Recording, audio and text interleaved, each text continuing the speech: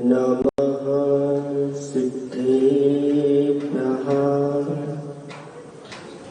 ॐ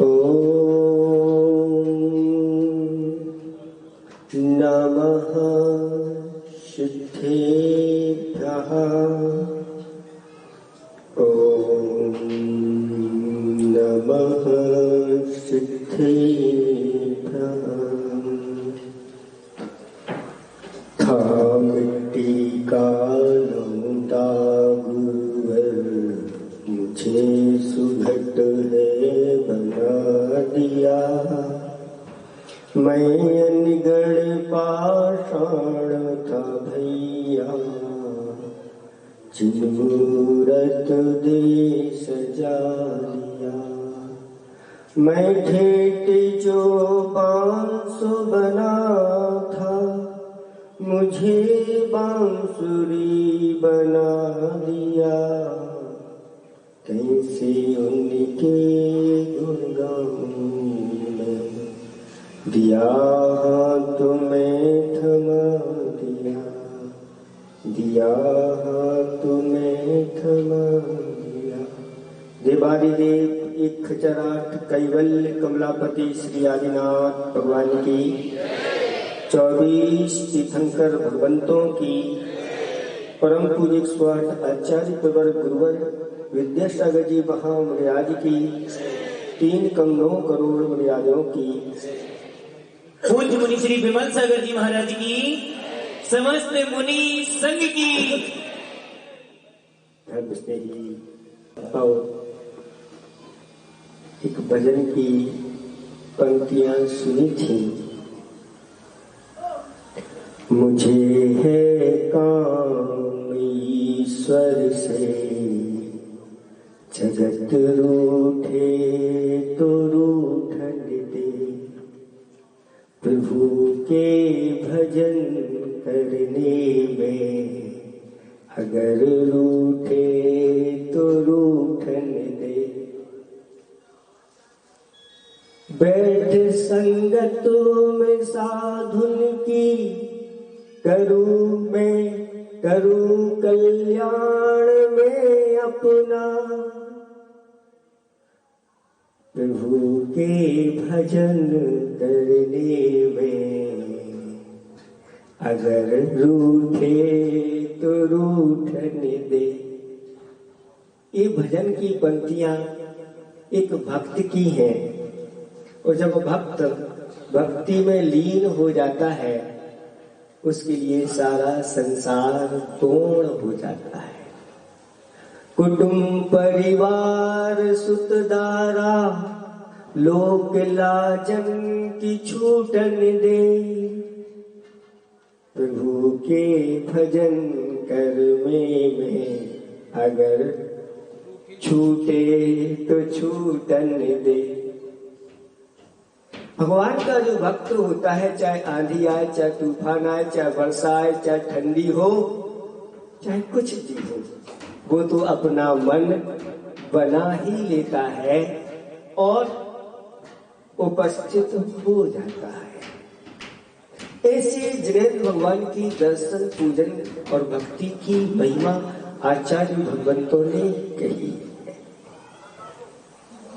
पद्म पुराण ग्रंथ में तो ऐसा लिखा है कि जैसे ही वह मन बना लेता है कि मुझे मंदिर जाना है, और वहीं से उसका पुण्य बढ़ना प्रारंभ हो जाता है। हाथ में सामग्री लेता है तो फिर और बढ़ता है, द्वार से बाहर निकलता है तो फिर बढ़ता चला जाता है। उपवासों की संख्या बीच में आता है तो फिर और बढ़ता है, और फिर भगवान के जैसे ही शिखर को देखता है तो और पुण्य बढ़ता चला जाता है। और जैसे ही भगवान के द्वार पर आता है तो उसका पुण्य बढ़ता चला। जब चिंतो तब सहस्त्र फल, लखा फल गमड़े। कूड़ा कूड़ी अनंत फल, जब जिनवर डिठे। और जब जिनेंद्र भगवान की दर्शन करता है तो कूड़ा कूड़ी अनंत फलों की प्राप्ति उसके लिए हो जाती है। हमारे बुजुर्ग कहते थे कि भैया पहले 100 काम छोड़ करके भोजन करो, 100 काम छोड़ करके भोजन करो, क्योंकि भोजन हो गए ना तो फिर सब काम होते रहेंगे। और 1000 काम छोड़ करके सबसे पहले राजा की आज्ञा का पालन करो। भोजन भी छोड़ दो उसके लिए, क्योंकि राजा रूठ गया तो गड़बड़ हो जाएगा। और लाख करोड़ काम छोड़ करके सबसे पहले भगवान के दर्शन पूजन भक्ति करो, उसके लिए सब छोड़ दो। राजा की आज्ञा को भी ठुकरा दोगे और बाद में कहोगे कहाँ गए थे राजा पूछेगा तो बता दोगे कि हम भगवान की भक्ति पूजा आराधना करने के लिए गए थे, तो वो कहेगा ये तो भगवान का भक्त है और प्रसन्न होकर के उसके लिए लो तुम्हारे लिए मुद्राएं देते, इसलिए छोड़ दो। लेकिन हम पूजा पाठ आदि करने के लिए अब आते हैं तब अनेक विकल्पों को अपने साथ में लेकर के आते हैं। आपने सुना है आचार्य भगवंतों की भक्ति पूजा महिमा। कोई हमसे पूछ रहा था महाराज ये क्या पंचम काल में ही? हाँ, हमने कहा ये पंचम काल में ही, चाहे भक्तामृत स्तोत्र हो, चाहे स्वयंभू स्तोत्र हो, चाहे एक ही भाव स्तोत्र हो, आचार्य भगवंतों के द्वारा भक्ति हुई और ये अतिशय हुए। लेकिन ऐसे भी ग्रस्त हैं जिन्होंने अपनी भक्ति के माध्यम से भी बड़े बड़े अतिशय किए हैं। उसमें धनंजय कवि का नाम प्रसिद्ध है। और धनंजय कवि जब मंदिर आते थे तो घर के सारे विकल्प छोड़ करके आते थे। अब मेरा किसी से संबंध नहीं, अब मेरा कोई परिवार नहीं, अब तो भक्त और भगवान के बीच जो संबंध होता है बस वही रहेगा। लेकिन ऐसे संबंध हम घर के छोड़ के कब आ पाते हैं? कैसे कैसे विकल्प लेकर के आते हैं। कुछ तो मंदिर के लिए आते हैं, रास्ते में अच्छी सब्जी मिल जाए तो पहले सब्जी खरीदते हैं और फिर वापस पुनः घर चले जाते हैं। उद्देश्य बनाया था कि मंदिर जाना। कुछ लोग मंदिर में ही आ जाते हैं और मंदिर में जैसे ही दरवाजे पर पहुंचते हैं और घंटी बज जाती है, दरवाजे से वापस लौट जाते हैं। आप लोगों को भगवान की भक्ति, भगवान के दर्शन की महिमा अंदर से वैसी नहीं है जैसी होनी चाहिए, क्योंकि इसका फल गुरुत क्रम से बढ़ता चला जा रहा है। दरवाजे पर आया, दरवाजे को धोख दिया, उसका फल लाखों करोड़ों गुना बढ़ता चला जाता है। और अगर विकल्प लेकर के आए, दरवाजे की बात आई, ये कहने लगे भैया भगवान का दरवाजा है और सर्वश्रेष्ठ मुख्य द्वार हो, कहते हैं मुख्य द्वार को कभी मिल करके नहीं बनाना चाहिए, क्योंकि जो जिनेन्द्र भगवान का मुख्य द्वार बनाता है वह नगर में जहां भी हो आगे जाकर के सब जगह मुख्य होता है। और हम आप लोगों से पूछना चाहते हैं, बताओ अपने जीवन में क्या आप हीरा का द्वार बना सकते हैं? महाराज हीरा पहनने में तो पसीना आ जाता है, द्वार का बनाए के शास्त्रों में वर्णन है कि जो जिनेन्द्र भगवान के ऐसे वर्तमान में द्वार बनाता है, भले वो लकड़ी का बनाए, सामान्य ही कार्मिक आदि हो, लेकिन जब वह उसका फल उदय में आता है तो उसके द्वार हीरा यानी वज्र का होता है। स्वर्गों में जो महल मिलते हैं वह स्वर्ण के महल होते हैं, रत्नों के खंभे होते हैं, उनका द्वार जो होता है वह वज्र यानी हीरा का द्वार होता है। ऐसी महिमा आचार्य भगवंतों ने एक बार प्रभु का द्वार बना कोई तो दे, तेरे लिए संसार के श्रेष्ठ द्वार ना खोलूं तो कहना। इसमें किसी प्रकार का संशय नहीं। आप लोग कहते महाराज जी तो बहुत बड़ा चढ़ा करके बात कर रहे हैं। बड़ा चढ़ा करके कह ही नहीं सकते। हमारे आचार्य भगवंतों ने कहा कि इनकी पुण्य की महिमा के लिए साक्षात सरस्वती भी अगर तैयार हो जाए और आज से वर्णन करना प्रारंभ कर दे और जीवन पर्यंत भी करता रहे तो नहीं कर सकता। उसका हम अंश मात्र बता रहे हैं, बड़ा चढ़ा करके कुछ नहीं होता है इसमें। जब मिलता है कहते हैं छप्पर फाड़ करके मिलता है। जब उदय में फल आता है, देख लो नौ निधियां, नौ निधि जानते क्या कहलाती? एक निधि ऐसी होती है कि उसमें से आप जितने रत्न निकालते जाओ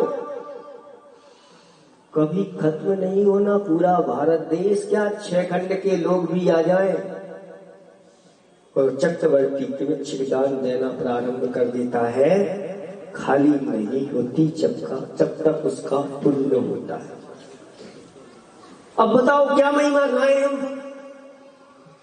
कुछ भी महिमा नहीं कर सकते। इससे वह भगवान की पूजा कर रहे हैं।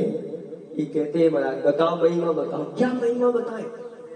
बता नहीं सकते, सामान्य महिमा नहीं। ऐसे भक्ति में तल्लीन हो गए और एक व्यक्ति घबराता हुआ आया और कहता है सेठ जी आपके पुत्र को सर्प ने डस लिया है और आप यहाँ पूजा कर रहे हैं। चलो जल्दी से घर चलो। सेठ जी कहते हैं सर्प ने डसा है, उनसे कह दो उसका अच्छे से इलाज कराएं। अभी हमारा पूजा चल रही है, पूजा का संकल्प है।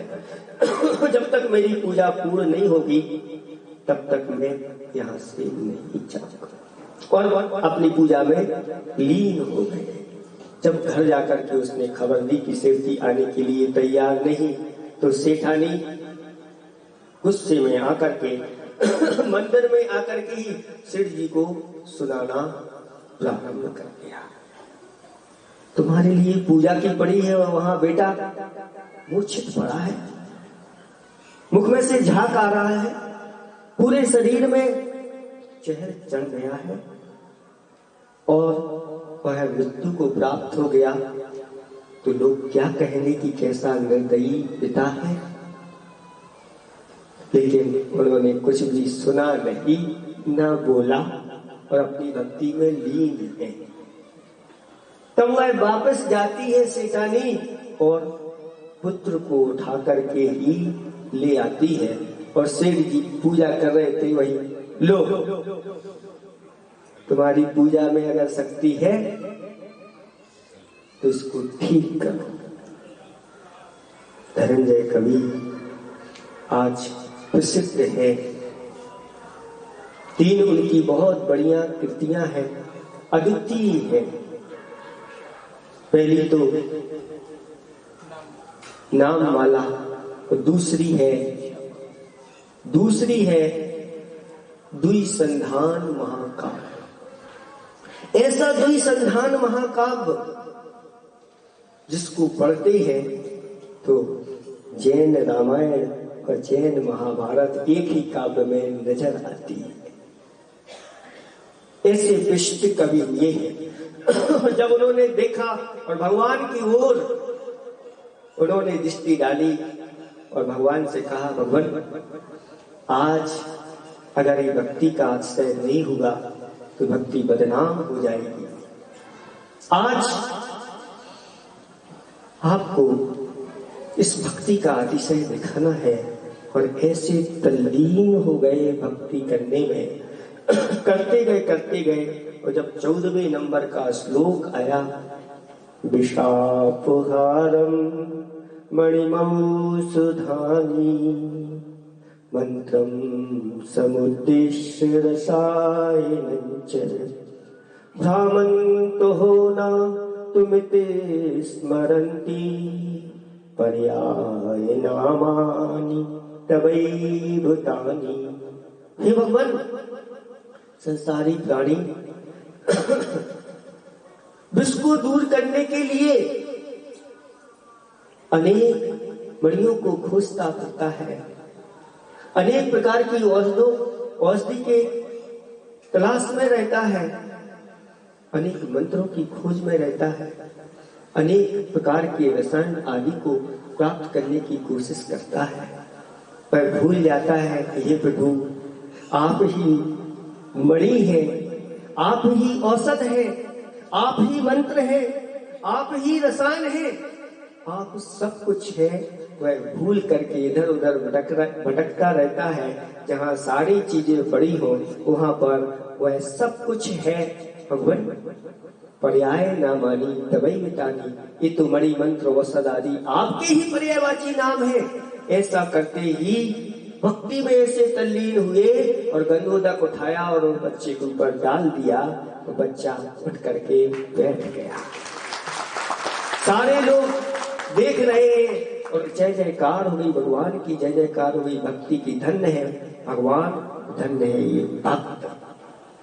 ऐसा भक्त जो सब कुछ भूल जाता है, जिन्हें भगवान की कुटुंब परिवार आदि सुधदारा सबको भूल जाते हैं। एक सेठ जी की और घटना है।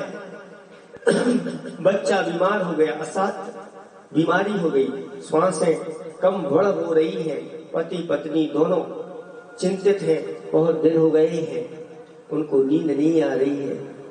लेकिन सेठ जी को एकाएक निद्रा लग गई और नींद उनको आई और नींद में उन्होंने देखा कि मेरे सामने 10 जवान मेरे पुत्र खड़े हुए हैं, गुणवान हैं, बुद्धिमान हैं, जवान हैं, रूपवान हैं और आज्ञावान हैं। आज्ञा के लिए हाथ जोड़े हुए खड़े हुए हैं। पिताजी हम आपकी सेवा में तत्पर हैं, मुझे आज्ञा करो। और सेठ जी बहुत प्रसन्न हो रहे हैं, क्योंकि अगर पुत्र आज्ञाकारी होता है तो पिता माता को जो सुख की प्राप्ति होती है वह अतुलनीय होती है। इतने में पुत्र जो है उसकी श्वास पूर्ण रूप से निकल गई और मृत्यु को प्राप्त हुआ। और आजू बाजू में जो बैठे हुए थे सभी ने रोना प्रारंभ किया और इतने में सेठ जी की नींद खुल गई। और नींद खुली तो देखा और देखते ही रह गए। सब रो रहे हैं लेकिन सेठ जी रो नहीं रहे। उनकी पत्नी कहती है कि क्या कर रहे हो, पुत्र चला गया, तुम रो नहीं रहे हो, सब रो रहे हैं, आखिर क्यों? कहीं ऐसा नहीं जोर से झटका लग गया हो? तो सेठ जी कहते हैं कि मैं किसके लिए रोऊं? बोलो मैं किसके लिए रोऊं? किसके लिए रोऊं? अपने बच्चे के लिए रोऊं,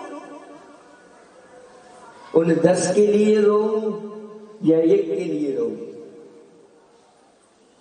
क्या हो गया है तुम्हें? कौन 10 की बात कर रहे हो? हमें ऐसा लगता है कि पुत्र के वियोग में पागल जैसे हो जाते हैं, 10 कहां से दिखने लगे। सेठ जी कहते हैं उन 10 के लिए रोऊं, किसके लिए रोऊं? बताओ मैं किसके लिए रोऊं? पूछा तो बताया अभी अभी मैंने स्वप्न देखा है और उस स्वप्न में 10 पुत्रों को देखा है, एक से बढ़कर के एक है और पिता की आज्ञा के लिए तत्पर है। और अब मेरा स्वप्न चला गया तो वो 10 पुत्र चले गए, अब उनके लिए रोऊं कि एक के लिए रोऊं? सेठानी कहती है स्वप्न तो स्वप्न है। तो सेठ जी भी कहते हैं ये भी एक स्वप्न है। अजय सिंह ने लिखा है कि दिन का हो या रात का सपना सपना हो, सपना अपना सा लगे पर ना अपना हो।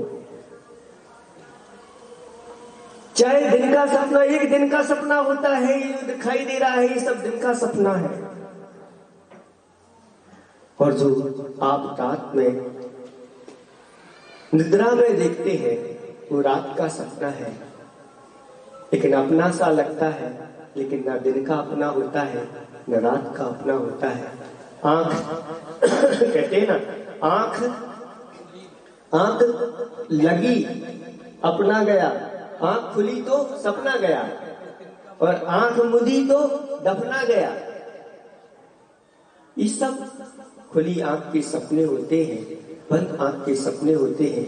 ऐसे कितने यहाँ पर आए हैं। ये खिमलासा नगर, जहां पर देखते हैं एक बहुत बड़ा किला है, और किला ऐसा ही बड़ा है और झाड़ उगे हुए हैं। कहते थे कि जिनके महलों में हजारों रंग के फानूस थे, जिनके महलों में हजारों रंग के फानूस थे, झाड़ उनकी कब्र पर है, अब निशान कुछ भी नहीं। इतना करके गए, इतने बड़े बड़े, लेकिन कुछ नहीं। ना कुटुंब है, ना परिवार है, ना दारा है, ना वो वैभव है, सब यही पर पड़ा हुआ है। गूंजते थे जिनके डंकों से ये जमीन और आसमां, गूंजते थे जिनके डंकों से ये जमीन और आसमां, कब्र उनकी झाड़ पर है, अब हूं हां कुछ भी नहीं। ना हूं है ना हां है। और ये कब से करते आए, ये हकीकत इसको समझो। और आपके पूर्वजों ने जो किया है आज भी वह है, सुरक्षित है, और लाखों लोग उसका पुण्य कमा रहे हैं। बड़े मंदिर देख लो, छोटे मंदिर देख लो, बीच के मंदिर देख लो, ये पत्थरों के बने हुए हैं। 500 400 वर्ष प्राचीन धरोहर है, और ऐसा पूर्वज पुण्य कमा करके गए हैं, उनके लिए तो महलों में मिल ही रहा है। लेकिन आज उनकी पीढ़ियां भी चाहती है कि वो तो अपना पुण्य करके गए हैं, लेकिन हमें भी तो अपना पुण्य करना है, हमें भी अपनी पीढ़ी को छोड़ करके जाना है, और हमें भी पुण्य कमाना है। ऐसा नहीं हमारे पूर्वजों ने कर लिया, हमें कुछ नहीं। कहते जो करते हैं, जगत रहा पुण्य पाप का खेत, बोया सो पाया। आप जो बोगे वही पाओगे। इसलिए आगे आने वाली, ऐसा नहीं कि यहाँ नहीं होने वाला, आगे आने वाली पीढ़ी भी है, उसको भी धर्म के संस्कार मिल रहे हैं, गुरुओं की संगति मिल रही है, ये सब मिल रहा है। वो भी आगे जाकर के इससे भी बड़े बड़े कार्य करेंगे। क्यों? क्योंकि उन्होंने अभी से ही पुण्य संचय प्रारंभ कर दिया है।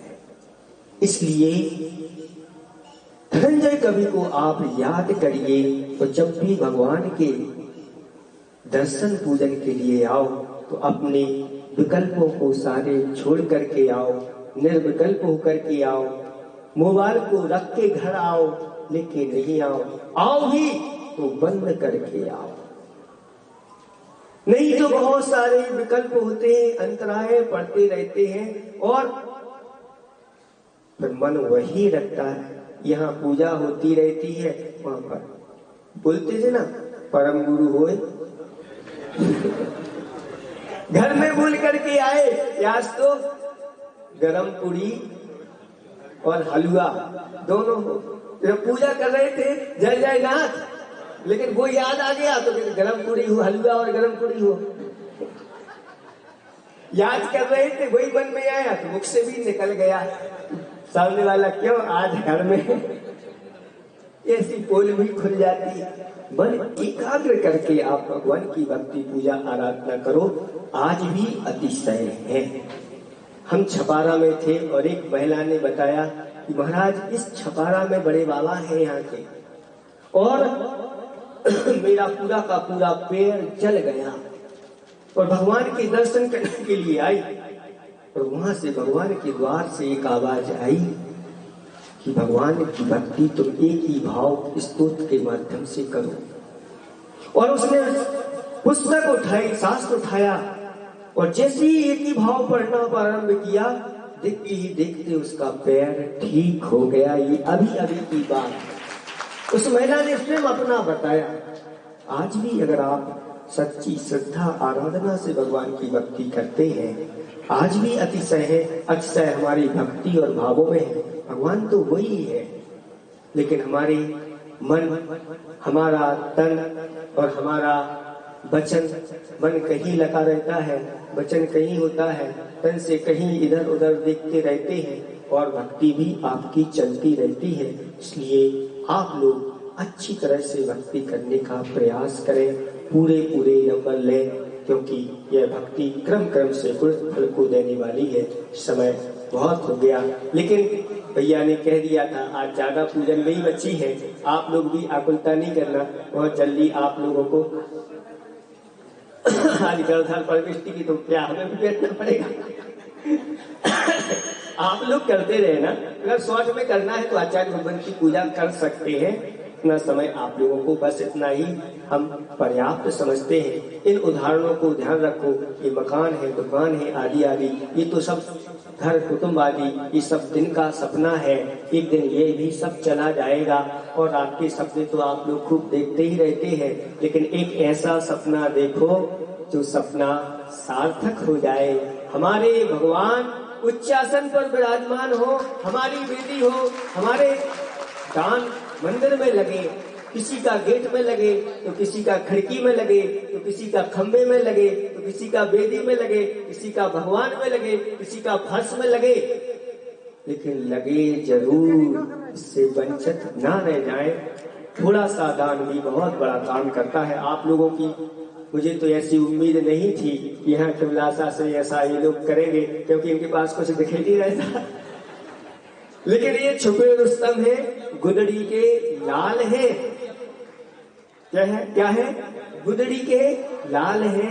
ये लाल ऐसे हैं, ये जिनेंद्र भगवान के भक्त हैं, ये जिनेंद्र भगवान के ही लाल है, संतान है। अब अपने ही महापिता को, पितामह को इस प्रकार से उच्चासन क्यों नहीं देंगे? अवश्य देंगे। आप लोग इसी भाव को बना के रखो। जैसे दुकानदार होता है, वो दुकानदार के लिए अगर सस्ता माल मिल जाए और जब उसको मिलता है तो वह आनंदित होता है, अरे इतनी की और इतने में मिल गया। ऐसे ही यहाँ के लोगों के लिए 11 लाख की बोली 2 लाख में मिल गई, ये तो खूब आनंद बना रहे। स्टॉक कर लेते हैं और भाव बढ़ जाते हैं तो जाते हैं, सब आनंद बना रहे। ये सब यहाँ पर सब सस्ता माल है। अभी आप अच्छे ग्राहक बनो और जितना है लूट सको लूट लो। इसके भाव फिर आगे बहुत बढ़ने वाले हैं, इसलिए ऑफर है, आप लोग सब तैयार रहे। ऐसा धर्म की पूज्य मुनि सागर जी महाराज की बुद्धिशील ने सही कहा।